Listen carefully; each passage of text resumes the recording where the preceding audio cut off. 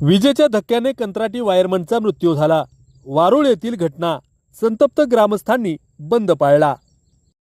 नमस्कार, वंचित news channel मध्ये शाहूवाडी तालुका प्रतिनिधी सचिन कांबळे आपलं स्वागत करतो।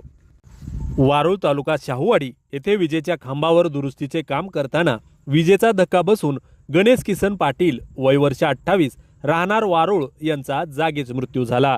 गणेशला श्रद्धांजली वाहण्यासाठी ग्रामस्थांनी सर्व व्यवहार बंद ठेवले। मंगळवारी सकाळी 11च्या सुमारास ही घटना घडली।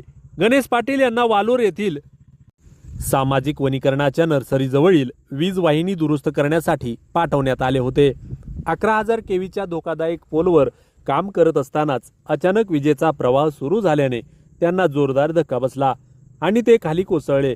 यामध्ये त्यांचा जागीच मृत्यू झाला।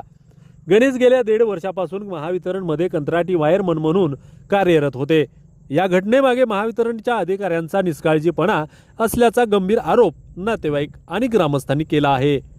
मृत्यूला जबाबदार असणाऱ्यावर फौजदारी गुन्हा दाखल करावा अशी मागणी जोर धरू लागली आहे।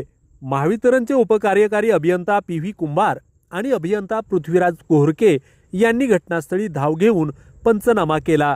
गणेश यांच्या मागे आई वडील, पत्नी, 7 महिन्याचा मुलगा आणि भाऊ असा परिवार आहे। या घटनेची नोंद शाहूवाडी पोलिसांमध्ये करण्यात आली आहे।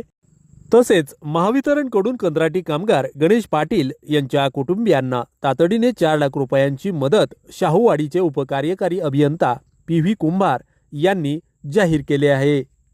वंचित न्यूज मीडियासाठी कॅमेरामन सुधीर विरकरसह शाहूवाडी तालुका प्रतिनिधी सचिन कांबळे।